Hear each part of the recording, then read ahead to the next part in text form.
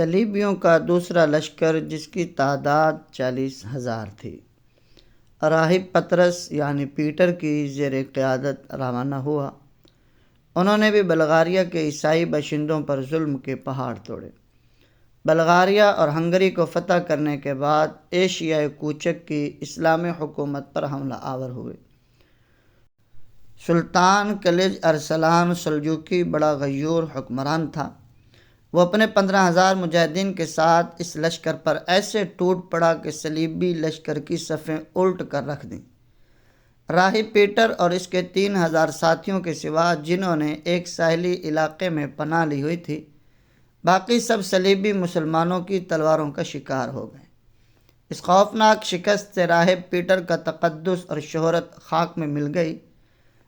اس واقعہ کے بعد وہ 20 برس تک زندہ رہا، لیکن صلیبیوں نے اس کو پھر کبھی پہلے جیسی اہمیت نہ دی۔ اس کے بعد پھر 2 صلیبی لشکر ارض مقدس کو فتح کرنے کے لیے نکلے، لیکن اپنی درندگی کے باعث انہوں نے اہل ہنگری کو اپنا دشمن بنا لیا، جنہوں نے متحد ہو کر ان نام نہاد صلیبیوں پر ایسی ضرب لگائی کہ کوئی بھی زندہ باقی نہ رہا۔ جب یورپی ممالک میں صلیبی لشکروں کی ہولناک تباہی کی خبر پہنچی تو آتش فشاں پھٹ پڑا۔ خواص و عوام کبھی غیظ و غضب سے کھول رہے تھے۔ انتقامی جوش و جذبے سے بڑے پیمانے پر جنگی تیاریاں شروع ہو گئیں۔ اب تک یورپ کے بڑے بڑے حکمران خود اس جنگ میں شریک نہیں ہوئے تھے۔ بالآخر 1097 کے موسم بہار میں یورپ کے کئی نامور حکمرانوں کی قیادت میں 60,000 صلیبی جنگجو ارض مقدس کو فتح کرنے کے لیے نکل کھڑے ہوئے۔ صلیبیوں کا یہ لشکر ترکی کے شہر نیکیا پر حملہ آور ہوا۔ 50 دن تک مسلمانوں نے اس ٹڈی دل کا مقابلہ کیا، لیکن بالآخر مسلمانوں کو پسپا ہونا پڑا۔ اس کے بعد صلیبی لشکر انطاکیہ پر حملہ آور ہوا۔ والیِ انطاکیہ کے ایک بااعتماد کمانڈر نے مسلمانوں سے غداری کر کے فسیلے شہر میں عیسائیوں کا داخلہ ممکن بنا دیا۔ صلیبیوں نے ہزاروں بچوں، بوڑھوں اور عورتوں کو تہہ تیگ کیا۔ 3 دن تک صلیبی لشکر نے مسلمانوں کی لاشوں پر جشن منایا۔ جون 1099 کو اس لشکر کے 50,000 جنگجوؤں نے یروشلم یعنی بیت المقدس کا محاصرہ کر لیا۔ یہ شہر یہودیوں، عیسائیوں اور مسلمانوں کے نزدیک بے حد مقدس ہے۔ مسلمانوں کا قبلہ اول یہی ہے۔ حضور سفر معراج پر یہیں سے روانہ ہوئے۔ حضرت عمر کے دور میں مسلمانوں نے اسے فتح کیا اور یہاں عیسائیوں کو پوری مذہبی آزادی دی گئی۔ صلیبیوں کی 50,000 فوج کے مقابلے میں مسلمان باقاعدہ فوج کی تعداد صرف 1,000 تھی، لیکن شہریوں کی مدد سے انہوں نے اتنے بڑے لشکر کا 40 دن تک پامردی سے مقابلہ کیا۔ 15 جولائی 1099 کو صلیبیوں نے اپنی تمام تر قوت جمع کر کے فیصلہ کن حملہ کیا۔ 12 گھنٹے کی خونریز جنگ میں مسلمانوں نے صلیبیوں کو لوہے کے چنے چبوا دیے۔ عین اس وقت جب صلیبی ہمت ہار بیٹھے تھے، ان کے پادریوں نے اپنا ایک حربہ آزمایا اور وہ جبل زیتون کی طرف چلائے، وہ دیکھو سینٹ جارج تمہاری مدد کے لیے آ گیا ہے۔ اس کے ساتھ ہی صلیبیوں نے جبل زیتون کی طرف نگاہ اٹھائی۔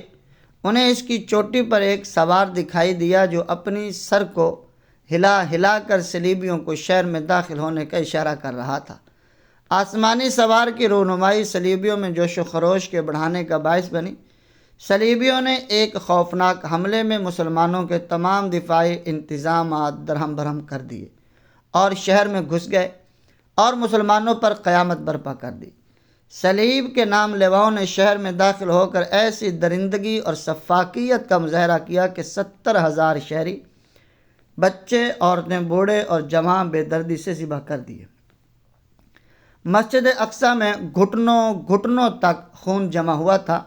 سقوط یروشلم اور صلیبیوں کے ہولناک عزائم کے باعث عالم اسلام میں نالہ و شیون کی آوازیں تو بلند ہوئیں، لیکن مسلمانوں کے ضعف و اختراق کی بدولت صلیبیوں کو ارض شام و فلسطین میں قدم جمانے کا خوب موقع ملا۔ چند سال کے اندر اندر صلیبی اقتدار کے سیلاب نے عالم اسلام کے بڑے بڑے وسیع علاقوں کو اپنی لپیٹ میں لے لیا۔ اہل صلیب کی مسلسل فتوحات اور چیرہ دستیوں نے بھی مسلمان حکمرانوں کو بیدار نہ کیا۔ وہ بدستور آپس میں لڑتے بھڑتے رہے اور انہوں نے اپنے مشترکہ دشمن کے خلاف متحد محاذ بنانے کی طرف کوئی توجہ نہ دی۔ صلیبی اقتدار کی ہلاکت خیزیوں سے حمص، حماد، دمشق، موصل اور حلب کے شہر کسی نہ کسی طرح اپنے آپ کو محفوظ رکھنے میں کامیاب ہو گئے، لیکن ارد گرد بجلیوں کو کودتے دیکھ کر بھی ان شہروں کے حکمرانوں میں باہمی اتحاد و تعاون کا جذبہ پیدا نہ ہوا۔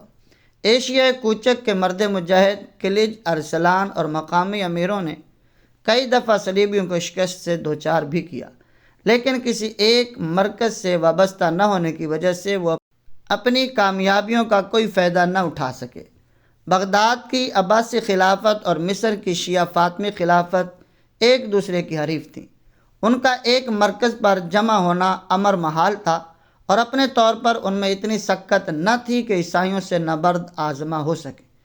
مسلمانوں پر قیامت ٹوٹی ہوئی تھی اور بغداد اور قاہرہ کے حکمران ٹک ٹک دیدم دم نہ کشیدم کا مصداق بنے ہوئے تھے، بلکہ چشم فلک نے یہ نظارے بھی دیکھے کہ مسلمان حکمران اور امراء ایک دوسرے کے خلاف صلیبیوں کی مدد لے رہے ہیں اور کہیں صلیبیوں کو مدد دے رہے ہیں۔ ان پرآشوب حالات میں مظلوم مسلمانوں کی دعائیں رنگ لیں۔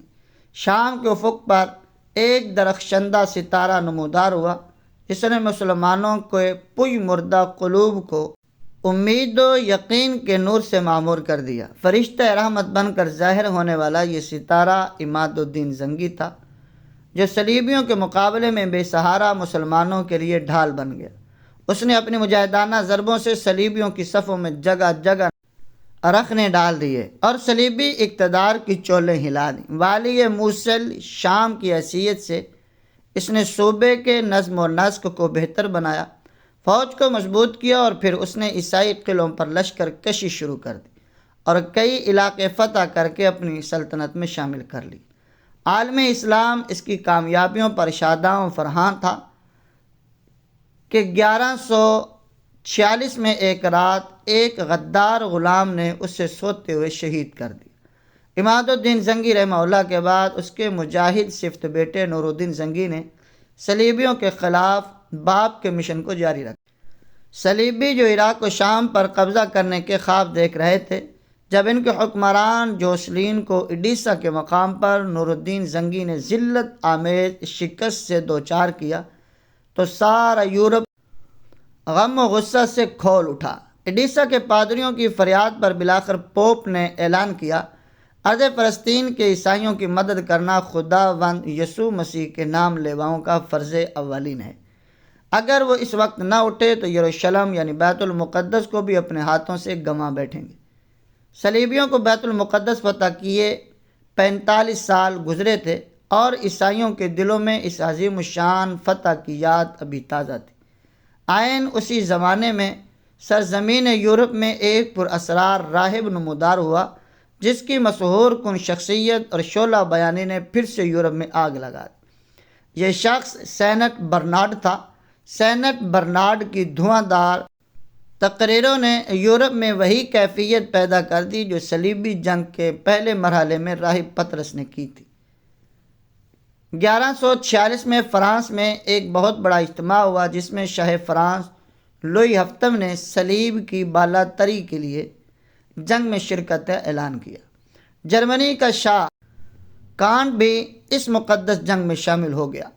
دونوں بادشاہوں کے جھنڈے تلے 9 لاکھ جنگجو جمع ہو گئے جو شام و فلسطین کے عیسائیوں کی مدد کے جذبے سے سرشار تھے، لیکن سلجوقی حکمران سلطان مسعود نے حسن تدبیر سے اتنی بڑی فوج کو پہاڑوں میں گھیر کر تباہ و برباد کر دیا۔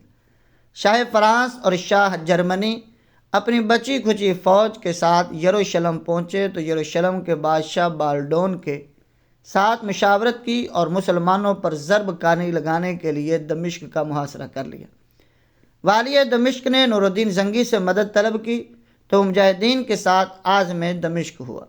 زنگی کی آمد کی اطلاع پاتے ہی صلیبی لشکر راتوں رات واپس یروشلم چلا گیا۔ تھوڑے عرصے میں نور الدین زنگی رحمہ اللہ ملک کے شام کا سلطان بن گیا۔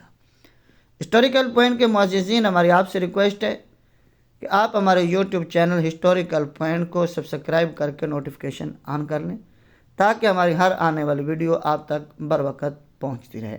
ملتے ہیں ایک نیکسٹ ویڈیو میں۔ جزاکم اللہ فی الدارین۔